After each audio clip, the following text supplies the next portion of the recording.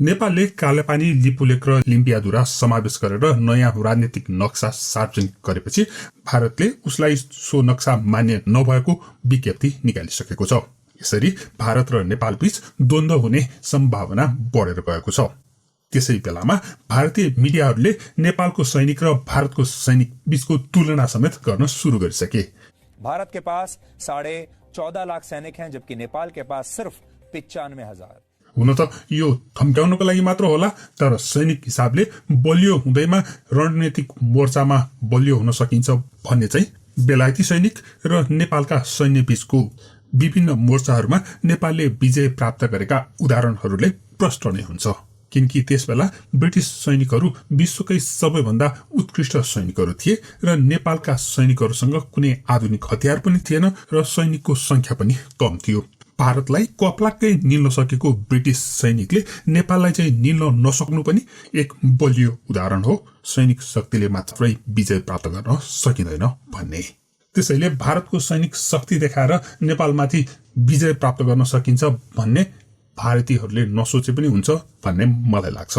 यसै सन्दर्भमा केही समय अघि मैले भारतले कसरी छिमेकी राष्ट्रहरूलाई निल्ने रणनीति लिएको थियो भन्ने कुराको सिक्किमको उदाहरण दिएर एक भिडियो रिपोर्ट बनाएको थिएँ। सो भिडियो रिपोर्ट फेरि एकचोटि प्रस्तुत गर्दैछु। अहिलेको नेपालको अवस्था झन्डै झन्डै सिक्किम भारतमा विलय हुँदाको अवस्था जस्तै छ। त्यो बेला सिक्किममा बहुमतकै सरकार थियो, भारतकै सहयोगमा राजतन्त्र पनि हटाइएको थियो अनि साम्प्रदायिक द्वन्द्व चर्काउने काम पनि भएको थियो। नेपालमा पनि बहुमतकै सरकार छ। नेपालको राजतन्त्र पनि भारतकै सदिच्छामा हटेको मानिन्छ अनि संविधान संशोधन गर्न दबाब दिँदै भारतले तराई र पहाड बीच फाटो ल्याउने, जनजाति बीच द्वन्द्व चर्काउने प्रयास पनि गरिरहेको नै छ। नेपाल र नेपाली राजनीतिमा अत्यन्तै चर्चित नाम हो लेन्डुप दोर्जे। लेन्डुपले स्वतन्त्र राष्ट्र सिक्किमलाई भारतमा विलय गर्न मुख्य भूमिका खेलेका थिए। त्यसैले लेन्डुप दोर्जेलाई देशद्रोह र गद्दारीको पर्याय भन्न सकिन्छ। स्वर्ग सरी सुन्दर देशको हाम्रो प्यारो प्यारो जन्मभूमि। सानै उमेरमा राजाले नै उनको उद्धार गरेर काजीको पदवी दिलाएका लेन्डुप एकाएक राजा विरोधी भए र राजालाई हटाउन लागि परे। हुन त लेन्डुपले राजा विरोधी गतिविधि गर्नु पहिले नै भारतले सिक्किमलाई आफ्नो सुरक्षा छाताभित्र लिइसकेको थियो। राजा भइन्जेल सिक्किमलाई भारतमा विलय गर्न नसकिने बुझेको भारतले उनलाई चाहिए जस्तो नेता लेन्डुप फेला पारेका थिए। भारतीय आशीर्वाद पाएका लेन्डुपको पार्टीले सन् 2060मा सिक्किममा भएको चुनावमा 18 मध्ये 8 सिट जित्यो। यसैबीच भारतले सिक्किममा लेप्चा, भोटे र नेपाली भाषीलाई बेग्ला बेग्लै रूपमा उकासेर साम्प्रदायिक विभाजन पनि गराइरहेको थियो। सिक्किममा जातीय द्वन्द्व र अस्थिरता बढाउन भारतले मुख्य रूपमा लेन्डुपलाई प्रयोग गरिरहेको थियो। अनि सन् 2073 को चुनावमा भने लेन्डुपको सिक्किम राष्ट्रिय काङ्ग्रेसले 32 वटा सिट मध्ये जम्मा 2 वटा सिट मात्रै जित्यो। यस नतिजापछि भारतले धाँधली भएको भन्दै हस्तक्षेप गरेर फेरि चुनाव गर्न लगायो। सो फेरि गरिएको चुनावमा भने लेन्डुपको पार्टीले झन्डै सबै सिट जित्यो, 32 मध्ये 31 सिट नै। त्यसपछि लेन्डुप बहुमत सरकारको प्रधानमन्त्री भए। भारतीय हस्तक्षेपले बहुमत ल्याएको संसदले सिक्किमलाई भारतमा विलय गर्ने निर्णय गर्यो। यसरी संसदको निर्णयसँगै सिक्किमलाई भारतले आफ्नो अधीनमा लियो। जनगण मन अधिनायक जय हे भारत भाग्य विधाता। सिक्किम देशका प्रधानमन्त्री लेन्डुप भारतको सिक्किम प्रदेशको मुख्यमन्त्री बने। यो थियो सिक्किमलाई भारतमा विलय गर्ने राजनीतिक नाटक र भारतले लेन्डुपलाई कसरी प्रयोग गरेको थियो भन्ने बारेमा। भारतले विलय गरिसकेपछि पनि लेन्डुपको काम भने अझै सकिएको थिएन। उनलाई भारतले विद्रोहीहरूलाई निमिट्यान्न पार्न पनि प्रयोग गर्यो।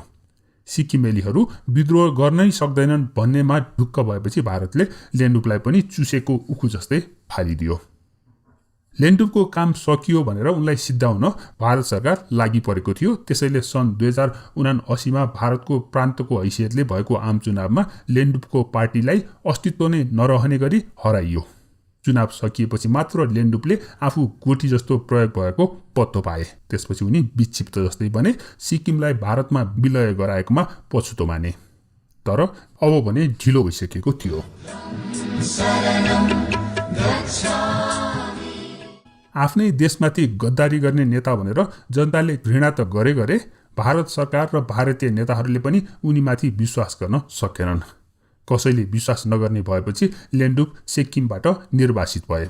घरबार छोडेका लेन्डुपलाई पश्चिम बङ्गालको सरकारले कालिम्पोङमा एउटा पुरानो र थोत्रो घर बस्नको लागि दिएको थियो। उनको राजनीतिक हैसियत गुमेपछि उनकी विदेशी पत्नीले पनि उनलाई छोडिदिइन्। यसरी सिक्किम देशलाई भारतमा विलय गराउने लेन्डुप करिब 3 दशक गुमनाम भएर बिताएपछि सन् 2007मा कालिम्पोङमा 102 वर्षको उमेरमा बिते। उनी नबितिन्जेल वास्ता नगरेको भारतीय सरकारले उनी बितेपछि उनलाई महान भारत भक्त भन्दै पद्मभूषण पदक दिने घोषणा गरेको थियो र सिक्किमलाई भारतमा विलय गराउन लेन्डुपले गरेको योगदानको ठूलो प्रशंसा गरेको थियो। राजा महेन्द्रले सुरु गरेको निर्दलीय पञ्चायत व्यवस्था सुरु गर्दा कुनै खराब उद्देश्य नभएको दाबी गरिए पनि यो आफैमा प्रजातान्त्रिक व्यवस्था थिएन। यसले नेपालका जनताको स्वतन्त्रता कुण्ठित बनाएको थियो। प्रतिस्पर्धात्मक व्यवस्था नभएको हुनाले जति समय बित्दै गयो त्यो व्यवस्था त्यति नै बिग्रिँदै गयो। तर पञ्चायतका प्रवर्तक तिनै महेन्द्रबाट आजका नेताहरूले सिक्नुपर्ने भने धेरै कुराहरू छन्। नेपालका अन्तिम राजा ज्ञानेन्द्रका हजुरबुवा राजा त्रिभुवन बालकै बेलामा राजा बनाइएका थिए। उनका बाबु पृथ्वी विक्रम शाहको निधन हुँदा त्रिभुवन जम्मा 5 वर्षका थिए। त्यसपछि उनी वयस्क नभइन्जेलको लागि आमा दिव्येश्वरीले राजपाट हेर्ने गरेर राजा बनाइएको थियो। बालकै बेलादेखि राजा त्रिभुवनलाई राणा शासकहरूले जे भन्यो त्यही गर्नुपर्ने चलन भने पटक्कै मन परेको थिएन।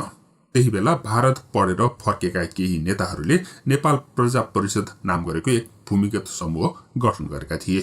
त्रिभुवनलाई शारीरिक व्यायाम सिकाउने धर्मभक्त माथेमा मार्फत सो संगठनले राजालाई पनि आफ्नो संगठनमा सामेल गराएको थियो।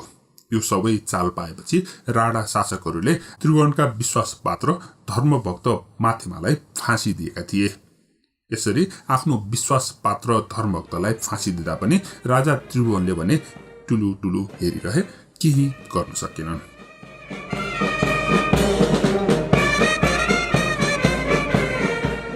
नेपाल प्रजा परिषदको गठन र त्यसको सञ्चालनमा भारतको हात प्रष्ट देखिन्छ, किनकि राणाहरूको विरोध गर्दा राजा त्रिभुवनलाई भारतले समर्थन गरेको थियो। उनी सन् 1950 को नोभेम्बरमा भारतीय दूतावासको शरण लिन पुगेका थिए। त्यो बेला त्रिभुवनले आफ्ना छोरा नाति महेन्द्र वीरेन्द्र लगायतका परिवार लिएर भारतीय दूतावासको शरणमा गएका थिए।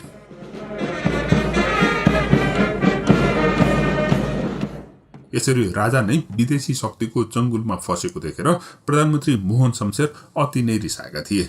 उनले नोभेम्बर 7 मा मन्त्री परिषदको आकस्मिक बैठक बोलाएर त्रिभुवनसँग नगएका ज्ञानेन्द्रलाई राजा बनाउने निर्णय गरे। अनि त्यही दिन ज्ञानेन्द्रलाई राज्याभिषेक पनि गरियो। ज्ञानेन्द्र राजा मात्रै बनेनन्, उनको नाममा केही सिक्काहरू पनि निष्कासन गरिएको थियो। त्यसको पर्सिपल्ट नोभेम्बर 10 तारिकको दिन 2वटा भारतीय जहाजहरू गौचरको विमानस्थलमा उत्रिए। ती जहाजहरूमा चढेर त्रिभुवन भारत गए।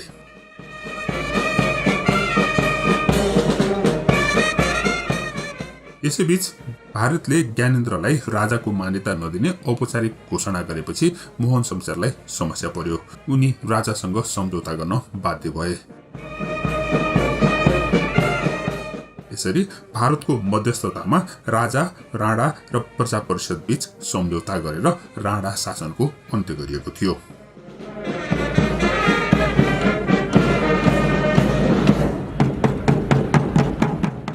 यसरी राजा त्रिभुवन भारतको कृपाले 2007 सालपछि फेरि सरकार प्रमुख बनेका थिए।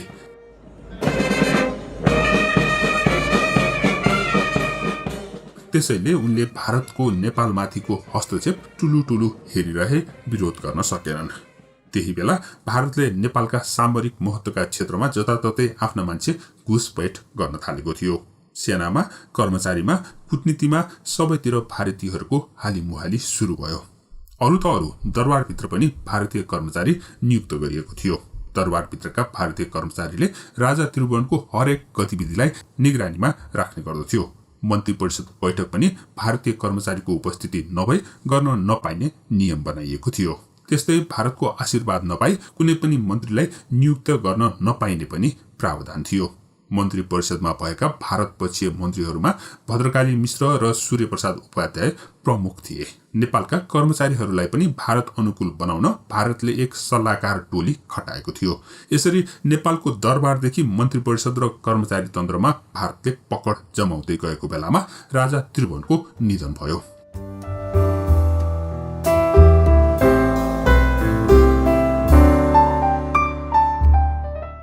त्यो बेलासम्म भारतीय हस्तक्षेपको विश्लेषण गरिरहेका नयाँ राजा महेन्द्र आफू राजा भएपछि उनले भारतको यस्तो कदमलाई निस्तेज पार्न थालेका थिए। महेन्द्रको यस्तो कदमबाट भारत रुष्ट भएको थियो र त्यही बेलादेखि नै राजतन्त्र फाल्ने षड्यन्त्र सुरु भएको विश्वास गरिन्छ।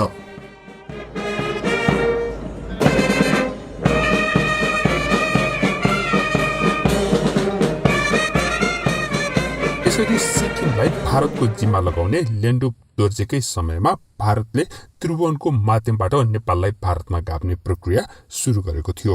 त्रिभुवनको निधन लगत्तै महेन्द्रले भारतको त्यस्तो कदमलाई निस्तेज पारिदिए।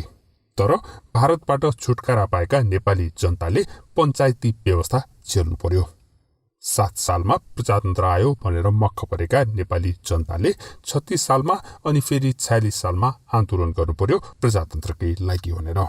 तर यी दुवै समयमा पनि सही अर्थमा प्रजातन्त्र भने प्राप्त हुन सकेन। त्यसपछि 2062-63 को जनआन्दोलनले अन्ततः राजतन्त्रलाई नै फालिदियो।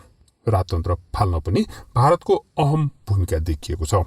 प्रजातन्त्र आयो, संविधान बन्यो अनि बहुमतको सरकार पनि बन्यो भनेर मक्क परेका हामीले एउटा तथ्य चाहिँ भुल्नु हुँदैन। त्यो के भने यो सबै भारतीय चालकै परिणाम हो। राजतन्त्र फालिनुमा पनि भारतकै ठूलो हात छ। भारतीय नाकाबन्दी, मधेसवादी दललाई उकास्नु, साम्प्रदायिक र जातीय मुद्दा उठाएर अस्थिरता ल्याउनु, संविधान संशोधन गर्न बाध्य बनाउनु, यस्ता अनेक घटनाहरूमा नेपाललाई पनि सिक्किम बनाउने भारतीय प्रयासको गन्ध आउँछ। अझ राजा हटाउने सम्झौता नै दिल्लीमा गरिएको घटना सम्झिँदा कहाली लाग्छ। हाम्रा नेता बेला बेलामा दिल्ली धाउनु र बेला बेलामा भारतीय राजदूतावासले आन्तरिक राजनीतिलाई असर गर्ने हिसाबले वक्तव्य निकालिराख्नु, यी सबै कुराले नेपालमा सही लेन्डुपको खोजी भइरहेको प्रष्ट देखिन्छ। बुद्धं शरणं गच्छामि।